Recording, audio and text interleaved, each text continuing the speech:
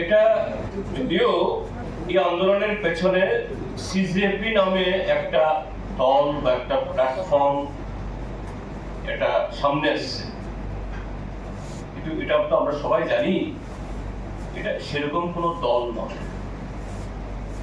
যে একটা আমাদের দেশের সুপ্রিম কোর্টের চিফ জাস্টিসের একটা নেতিবাচক মন্তব্যের প্রেক্ষিতে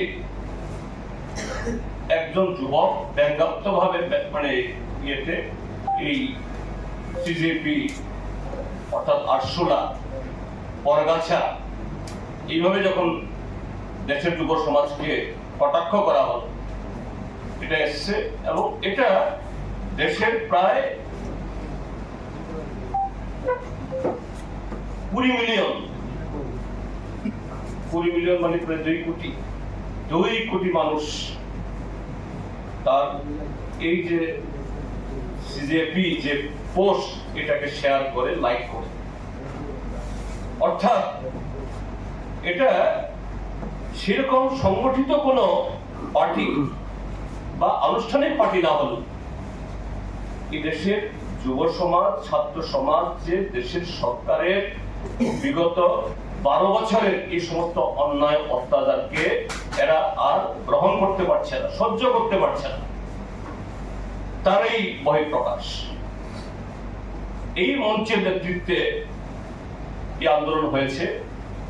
সেখানে আজকে দুপুরবেলা ধর্মেন্দ্র প্রধান পদত্যাগ করেছেন এবং আমি এখানে আসার আগেও সেখানে অভিজিৎ দীপকের তার বক্তব্য শুনছিলাম, আরো কয়েকজন নেতা নেত্রী, তারা বলেছে যে हमारा मांग जो नॉन नेगोशिएबल थी, एक तो मांग पूरी हुई है, অর্থাৎ শিক্ষামন্ত্রী পদত্যাগ হয়েছে, কিন্তু আরো কয়েকটা দাবি আমাদের আছে। সেটা কি? এই পেপার লিকের কারণে 24-25 জন ছাত্রছাত্রী সারা দেশে ব্যানিংকালে, আর সারা বছর ধরলে তো আরো গত 12 বছর কয়েক শত হবে, এটা বলেনি তারা, যে এই সাম্প্রতিক কালে যারা আত্মহত্যা করতে বাধ্য হয়েছেন প্রত্যেককে 1 কোটি করে ক্ষতিপূরণ দিতে হবে। 3 হলো যে দিল্লি পুলিশ গত 20 তারিখ প্রকাশ্য দিবালোকে রাজপথে এই বিজেপি আরএসএস এর গুন্ডাদেরকে কাউকে পুলিশের পোশাক পরিয়ে আবার কাউকে সাদা পোশাক পরিয়ে, এখন হাজার হাজার লক্ষ লক্ষ এরকম মোবাইল ফোন সবার, মিডিয়া যদিও গদি মিডিয়া এগুলো কিছুই করেন, উল্টো এটাকে এই চাপা দেওয়ার চেষ্টা করেছে। কিন্তু গদি মিডিয়ার বাইরে অসংখ্য মিডিয়া আছে, তাদের নাম, ঠিকানা, গোত্র সব বেরিয়েছে। তো এই ঘটনায় সুপ্রিম কোর্টের যারা এই উকিল তারাও নেমে এসেছেন, গোটা দেশের মানুষ। আজকে সকালবেলা দেখছিলাম একটা ফেসবুকে যে বোম্বে থেকে আজকে সকালবেলায় এক দম্পতি দেখা গেছে, চেহারায় তো বেশ মনে হয়েছে একদম মানে সাধারণ মধ্যবিত্ত না, এরা এসছেন। সাংবাদিকরা জিজ্ঞেস করেছে আপনারা কেন এসছেন? বলছে আমার ছেলে থাকে লন্ডনে, লন্ডন থেকে ছেলে মা বাবাকে ফোন করেছে, তোমরা কি করছো? আমরা আছি বাড়িতে। বলছে তোমরা বাড়িতে বসে আছো, তোমরা দিল্লিতে কি হচ্ছে দেখছো না? যাও যন্তর মন্তরে, অথবা আমি কিন্তু চলে আসবো লন্ডন থেকে। মা বাবা এসছেন এবং মা বাবাকে বলেছে যে দুজন গিয়ে পুলিশের 2টা লাঠি বাড়ি খেয়ে আসো। অর্থাৎ কি ধরনের এক্সপ্রেশন! তো সেই জায়গায় এই দিল্লি পুলিশ যারা শান্তিপূর্ণভাবে একটা গুরুত্বপূর্ণ দাবি নিয়ে রাস্তায় নেমেছে, এদেরকে যেভাবে পিটিয়েছে এই অমিত শাহ এবং মোদীর নির্দেশে, এদের বিরুদ্ধে শাস্তি না হওয়া অব্দি এই আন্দোলন থামবে না। তার সাথে হলো এদের বিরুদ্ধে মোদী সরকার, আমরা দেখেছি এরকম যে কোনো গণতান্ত্রিক আন্দোলনের বিরুদ্ধে ইউএপিএ আইন দেশান্তরী আইন লাগিয়ে তাদেরকে মাসের পর মাস বছরের পর বছর জেলে ঢুকিয়ে দেয়। এরকম এখনো 5 জন ছেলে মেয়ে সিসিএ আন্দোলনে 5 বছর চলে গেলেও জামিন পায়। এটাও যাতে মোদী সরকার এই পদক্ষেপ না নেন, এই দাবিগুলো তাদের আছে। তা আমরা আমাদের ছাত্র যুবকদের দাবি, এই আন্দোলন তো কোনো পতাকা নিয়ে হয়নি। এই আন্দোলনের পক্ষে বা সেখানে যারা গেছেন এরা শুধু বামপন্থী না। আমি তো সেখানে গেছি 2 বার, যন্ত্র মন্ত্রে দেখেছি এবং কথাও হয়েছে অনেক ছাত্রছাত্রীর সাথে। বিজেপি পরিবারেরও বহু ছেলে মেয়ে সেখানে আছে। তো দল হিসাবে আজকে তো এখানে বসছে, আমরা দল হিসাবে দেশের ছাত্র যুবদের এই ন্যায্য আন্দোলনের পক্ষে আমরা আছি। বাকি যে দাবিগুলো তারা করছেন এটাও যাতে আমাদের দেশের এই জনবিরোধী সরকার মানতে বাধ্য হন, আমরা তাদের সাথে সুর মিলিয়ে আমরাও এই কথাগুলি বলছি এবং বলব।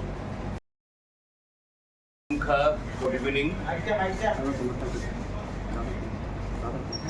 ভারতের কমিউনিস্ট পার্টি মার্ক্সবাদী তার ত্রিপুরাজ্য কমিটির তরফ থেকে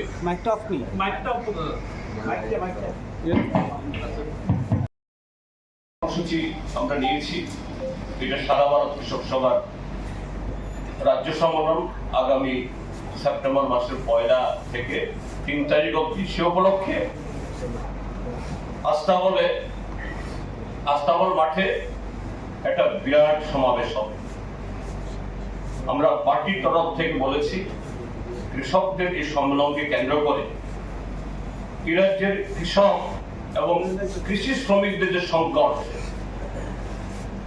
এটা সুরাহার জন্য আমাদের রাজ্য সরকার তার যে জনবিরোধী নীতি যাতে তারা পাল্টাতে বাধ্য হন, মতো মানুষকে এরকম একটা মানসিক নির্যাতনের মধ্যে যেতে হয়েছে, যার পরিণতি এটা।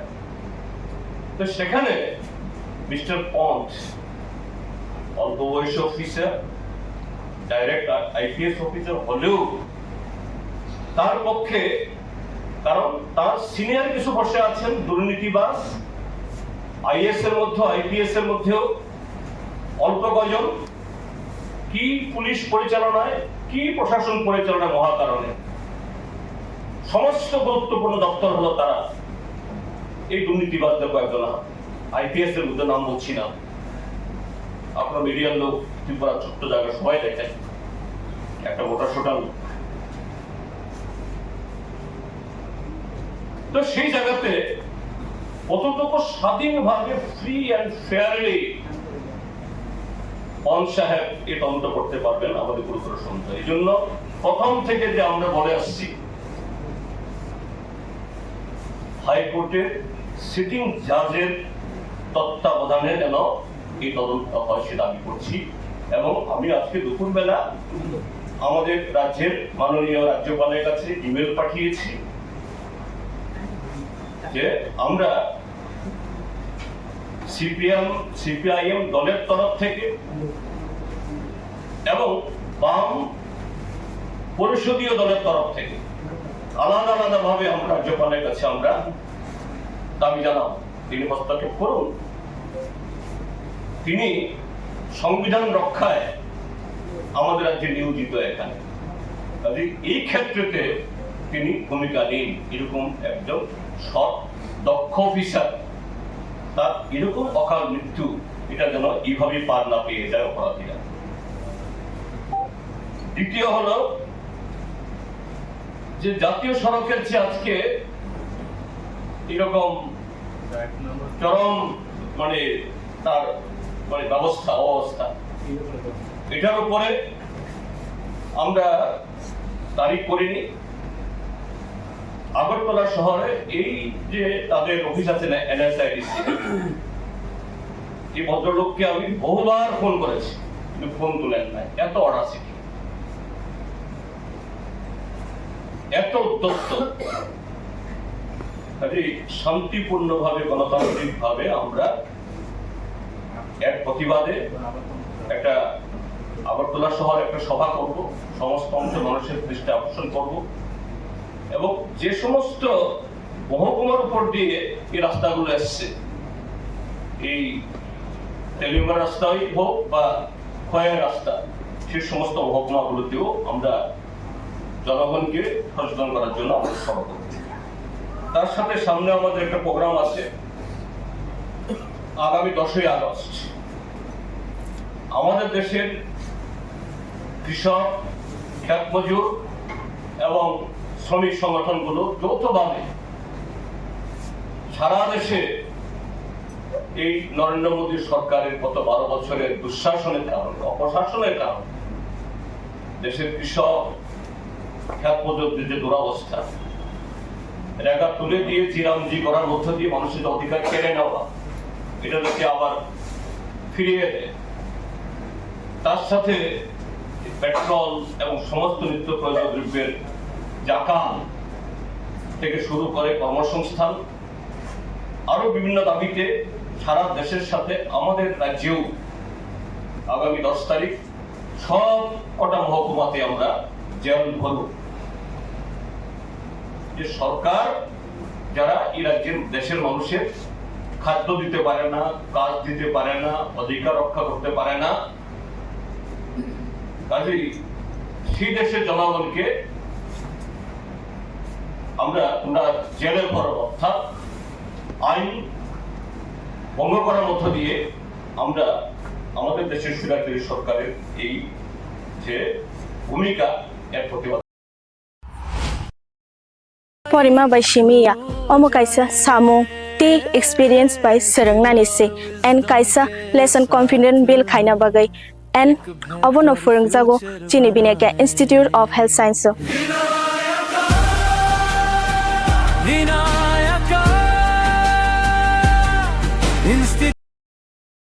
इस रथ यात्रा के पावन अवसर पर स्वर्ण कमल ज्वेलर्स लेकर आया है स्वर्ण वर्षा। 1 जुलाई से 25 जुलाई तक अपना पुराना गोल्ड उसकी प्योरिटी के हिसाब से कंप्लीट वैल्यू पर एक्सचेंज कीजिए। पाइए गोल्ड ज्वेलरी की मेकिंग चार्ज पर 30% ऑफ और डायमंड ज्वेलरी के मेकिंग चार्ज पर 100% ऑफ। हर परचेज पर अशोर्ड गिफ्ट्स भी और सिर्फ बिल अमाउंट का 25% पे करके अपना गोल्ड रेट आज ही बुक कीजिए। तो इस रथ यात्रा खुशियों के साथ बचतों की भी हो स्वर्ण वर्षा। स्वर्ण कमल ज्वेलर्स, विश्वास, गुणवत्ता और बेहतरीन डिजाइन का नाम।